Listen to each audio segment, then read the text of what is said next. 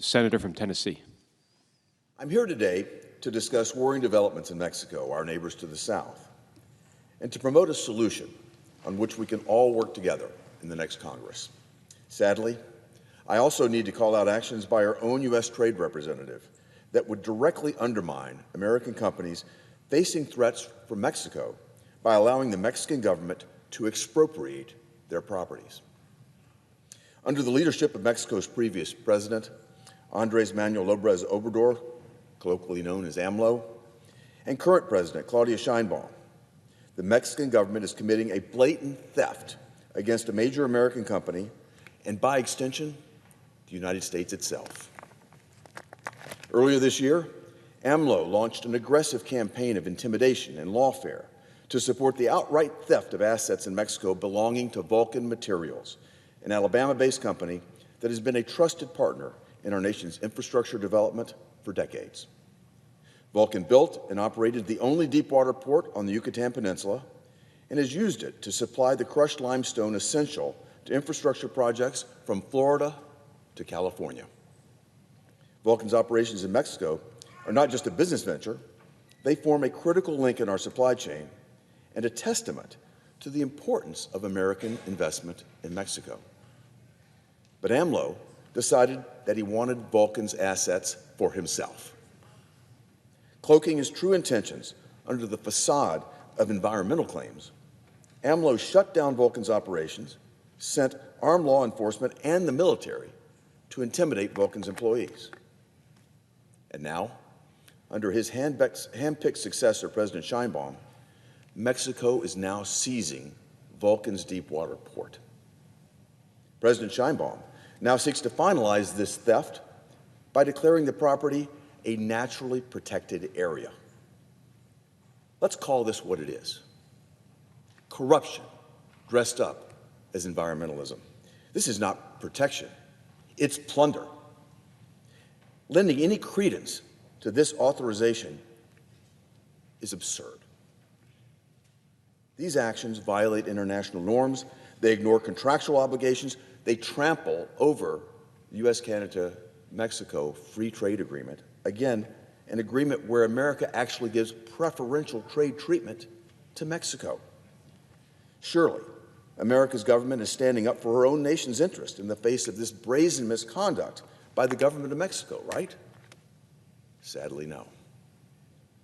A key reason for the current circumstances is an absence of American leadership, especially at the office of the United States Trade Representative.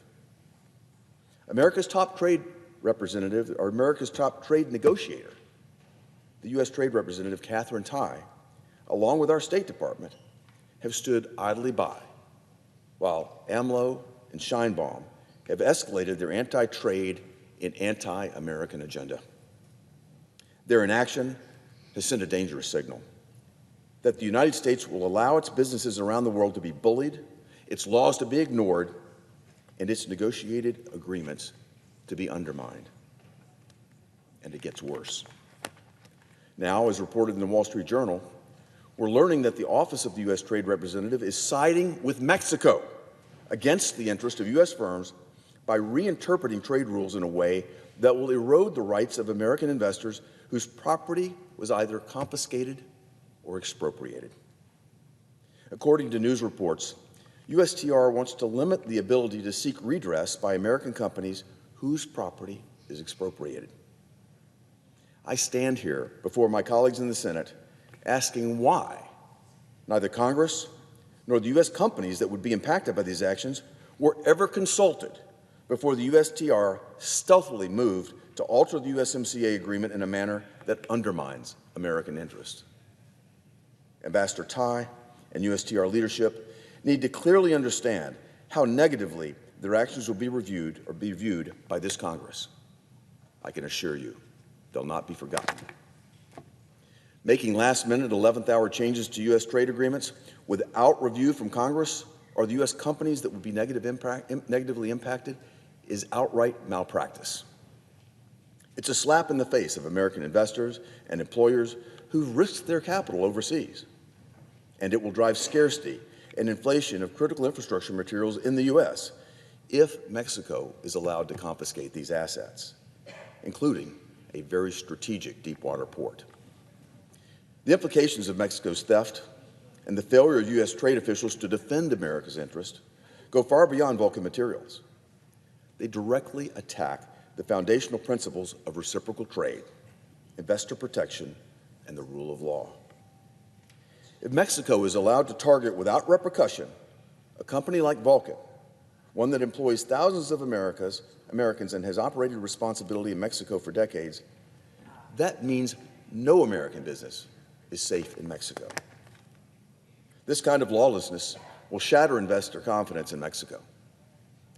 Why would any U.S. company risk capital in a country where contracts are meaningless, regulations are weaponized, and property can be seized at the government's whim?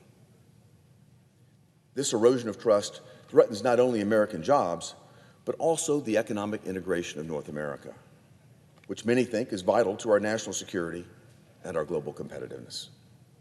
Let's remember what the USMCA was supposed to be: a safeguard for trade and investment, a framework to protect the rule of law, and a cornerstone of North American prosperity. AMLO and Sheinbaum have shredded the spirit of this agreement by expropriating Vulcan's port and its property and by pursuing an anti-investor agenda. AMLO and Sheinbaum are acting like saboteurs of the partnership that binds our two nations. Congress must respond with strength and resolve. Rather than roll over under the ruse of environmentalism, the United States Trade Representative should follow its duty, as stated on its own website, to protect American rights under our trade agreements and, quote, ensure that American workers, farmers, ranchers, and businesses receive the maximum benefit under our international trade agreement. What the USTR is contemplating now is anything but that. That's why my colleagues and I are fully committed to passing S. 5137, the Defending American Property Abroad Act. This legislation will ensure that those who benefit from stolen American assets, whether they be individuals or governments, face substantial consequences. The Defending American Property Abroad Act will prohibit vessels that utilize expropriated American infrastructure from ever entering U.S. ports. It will bar such facilities from U.S. trade and mandate a full accounting of these violations in the upcoming 2026 USMCA review. The Defending American Property Abroad Act will make clear to President Sheinbaum that the United States will not tolerate the theft of American property. AMLO and Sheinbaum must understand that their actions will have serious consequences. I will not stand by as Mexico betrays its commitments and undermines decades of cooperation. The United States must defend its companies, its workers, and its principles with unwavering strength. That's why I'm calling on my colleagues to join me in urgently finalizing and passing the Defending American Property Abroad Act in the next Congress. This cannot wait. Mexico's actions are a test of our resolve. If we fail to respond decisively, we will invite further aggression, not just from Mexico, but from every foreign leader watching to see if America will defend its interests. The United States should never be bullied, stolen from, or too feckless to respond to efforts to undermine its strength and sovereignty. And here at home, USTR leadership must immediately reverse course from its plan to renegotiate trade rules and pull the rug from under U.S. firms. A particularly disgraceful capstone, I might say, for the reputation of this outgoing administration.